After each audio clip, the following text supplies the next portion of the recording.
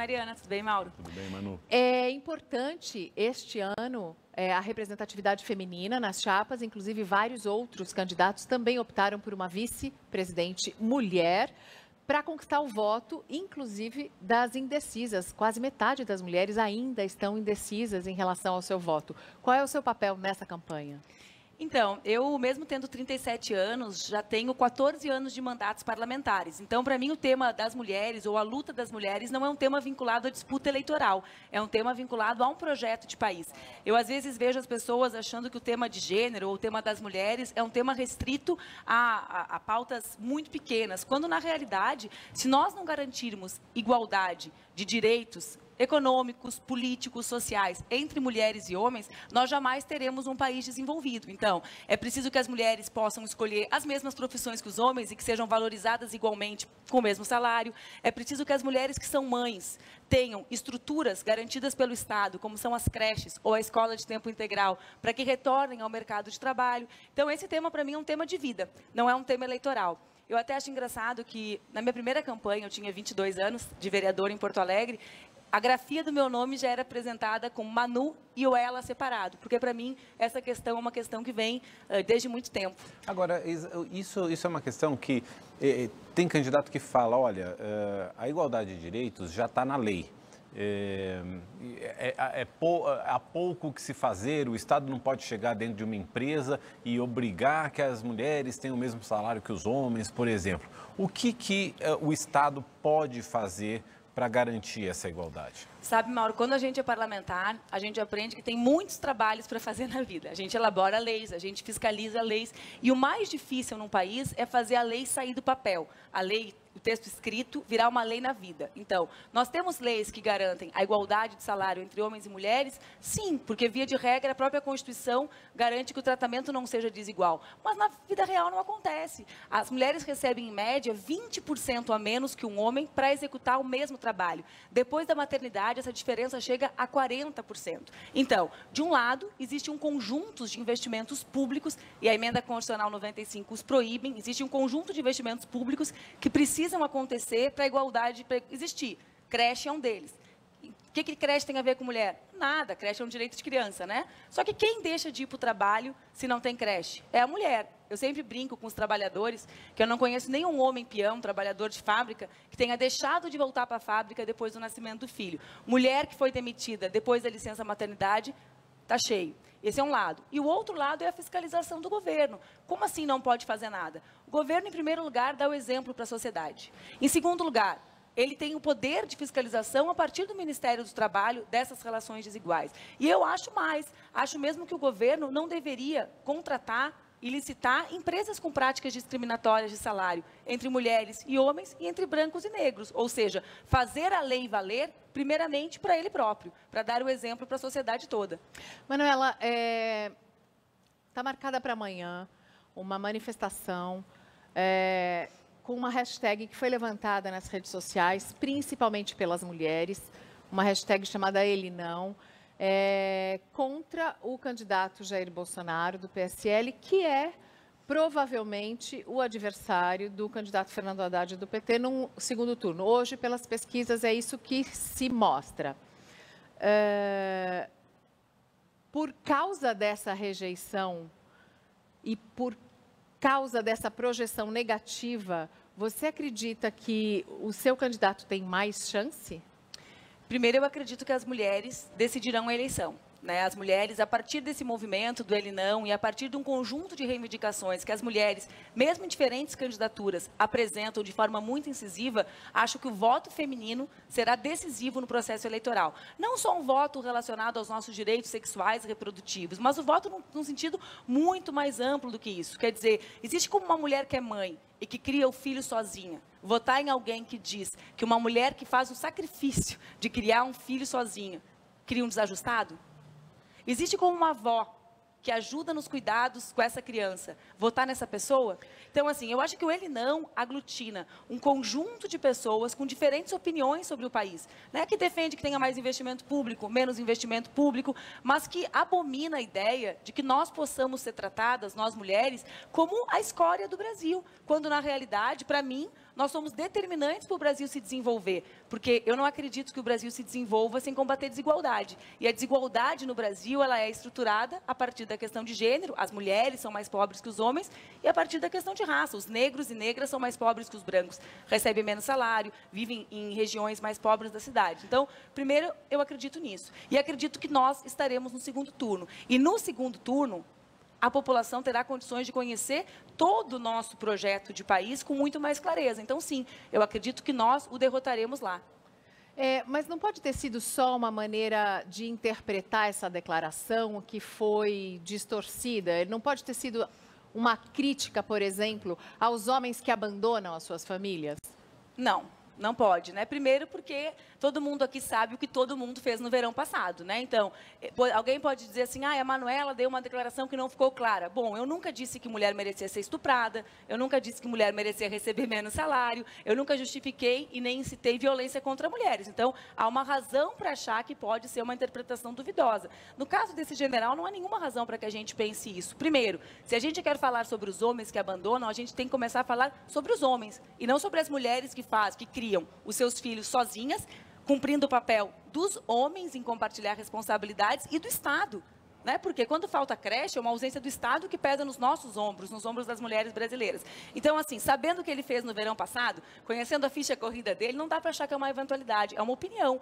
Né? Eles fizeram, no final de semana passado, uma manifestação que comparavam as mulheres que lutam por seus direitos a cadelas que mereciam comer ração no chão. Então, está dentro de um contexto, né, de pessoas que são contra a igualdade de direitos entre mulheres e homens. Vê bem, Mariana, eu nessa semana, passei a semana lutando contra um conjunto de notícias falsas a meu respeito, que vão desde, tudo está na justiça, desde montagens com a minha filha de 3 anos, passando por inúmeras montagens com o meu corpo, porque eles não podem ver o corpo de uma mulher, que eles têm que ou tirar o rosto, ou inventar um monte de marca, porque eles odeiam os nossos corpos, a nossa liberdade, terminando em algo absolutamente violento, dizendo que eu teria articulado o atentado contra o Bolsonaro. O que eles sabem, que é mentira, porque a Polícia Federal já disse que o sujeito agiu sozinho, mas mais do que isso, sabem também que excitaria uma onda de ódio e violência, inclusive física, contra mim. Então, essa gente não tem responsabilidade nenhuma, nem com as pessoas e nem com o país, e muito menos com as mulheres brasileiras. Você pediu ou está recebendo uma proteção maior da Polícia Federal por causa desse tipo de ameaça que você vem recebendo também, por causa dessas fake news? Há muito tempo eu evito andar sozinha por várias razões, né? Nesse ambiente de ódio que eles criaram na sociedade, de um ódio que não respeita diferenças de ideia, que trata todo mundo como inimigo, eu sofri várias já tentativas de violência contra minha própria filha, quando ela era bem pequenininha, ela também tomou um tapa de uma pessoa que defende a família, e que, certo, não deve nem cuidar, nem trocar fralda de filho, né? Que nem eu brinco. Que eles adoram falar de família, mas não sabem nem o tamanho da fralda do filho, nem que cor tem cocô de criança quando nasce, né? Então, de família, comigo, eles não podem falar que criam minha filha e que compartilham responsabilidades com meu marido. Mas eu sempre ando com segurança e nós solicitamos mais por causa das notícias falsas, porque não é pouca coisa, diante de uma multidão, né, que é a internet, dizer que alguém articulou um atentado contra outro candidato é algo assim absolutamente irresponsável, né? Imagina a raiva que as pessoas podem projetar em mim a partir dessa notícia falsa, né? Tem alguém que está convalescendo no hospital, né, que é alguém querido por essas pessoas. Então, eu uso esses exemplos para mostrar que eles não têm responsabilidade nenhuma na disputa política, né? Quem cria esse tipo de notícia mentirosa pode mesmo levar o país para um desastre absoluto. Existe, de fato, essa questão do ódio, mas existe também uma parcela da população que tem muita preocupação em relação ao retorno da esquerda ao governo, porque reconheceu, principalmente nos governos Dilma Rousseff, muitos erros na área econômica. O que a esquerda tem a oferecer nesse momento de diferente e também de tranquilizador para quem tem esse tipo de aversão? Mauro, a população brasileira gostaria de eleger o presidente Lula no primeiro turno. Esse é o recado que a população nos dá, pesquisa após pesquisa. Por que Lula não concorre? Lula não concorre porque o Brasil abriu mão de cumprir um conjunto de determinações, inclusive das Nações Unidas, né? Então, nós nos somamos ao seleto grupo de países, seleto mesmo, que não cumpre... Desculpa interromper, mas para uma parcela da população, ele não concorre porque está preso por corrupção. Mas o que as pesquisas nos mostravam? Até a inviabilização total da sua candidatura pelo Tribunal Superior Eleitoral, que a população queria elegê-lo mesmo no primeiro turno. Também mostravam essas mesmas pesquisas que a maior rejeição é ao PT e depois do PT, vem Bolsonaro, vem outros candidatos, mas assim, também, ao mesmo tempo em que é o mais querido, é o mais rejeitado. São as duas coisas. E também mostrava, e não é o meu partido, que o PT é um partido de quase 1/4 da população brasileira, o que não é pouca coisa num país em que o mais alto percentual de participação no Congresso Nacional é de 18% de um partido, né? Um país de partidos pequenos e médios, ter um partido que 1/4 da população se identifica, não é pouca coisa. Mas o que nós temos a oferecer? Nós temos a oferecer um candidato que foi o melhor ministro de Lula. Quem é o Haddad? O Haddad é um homem absolutamente tranquilo. Em primeiro lugar, assim, tem sido para mim uma experiência extraordinária trabalhar com ele, porque é um homem muito respeitoso com as opiniões e com as opiniões diferentes da dele, né? Porque ser respeitoso com quem pensa igual é fácil, né? Mas ouvir as opiniões, escolher opiniões e ter tranquilidade para fazer escolhas é uma característica muito forte dele. Acho que característica imprescindível para tirar o Brasil da crise. A crise que a gente vive, econômica e política, não é para amadores, é para alguém que tem essa serenidade diante de um futuro de transição que não será de um dia para o outro. Quer dizer, a gente não vai recuperar 14 milhões de emprego no estalar de dedos. É preciso ter capacidade de diálogo com a sociedade, com os setores importantes da economia, com o Congresso Nacional, inclusive para que esse grau de conflito, de beligerância na sociedade, possa, por fim, ser digerido. O Haddad é o Haddad tranquilão. A gente conheceu ele. Eu brinco com ele que ele é o personagem dele. Ele é o Haddad tranquilão. Mas é o seguinte, o Brasil está passando por essa crise que você fala, e no setor da economia, muito mais profundo. O PT vai chamar o Meirelles também. O que é que vai acontecer na parte econômica? As reformas serão feitas em que modelo? De que tipo? Isso tudo já está exposto? Como será a reforma da Previdência? Como será a reforma tributária? Vão revogar a reforma trabalhista? Eu vou ganhar 20 minutos extra. A Mariana me fez 50 perguntas, eu tenho 8 minutos para responder. Vou por partes, vamos por partes, vamos lá. Então, assim, primeiro, quem é o Haddad tranquilão? Ele é o homem que democratizou a universidade pública e privada. Gente, a minha origem é o movimento estudantil. Quem que entrava na universidade até o Haddad ser ministro da Educação? Por que tiraram ele do Ministério do Planejamento, que era o ministério dele, né, para falar um pouco sobre a origem dele, e o levaram para lá? Porque junto com a Anistela, que é a companheira dele, eles criaram o ProUni, né? Eles garantiram a democratização do espaço de produção de conhecimento. Então, esse é o Haddad. É o homem que criou mais escolas técnicas no Ministério do que durante toda a história do Brasil.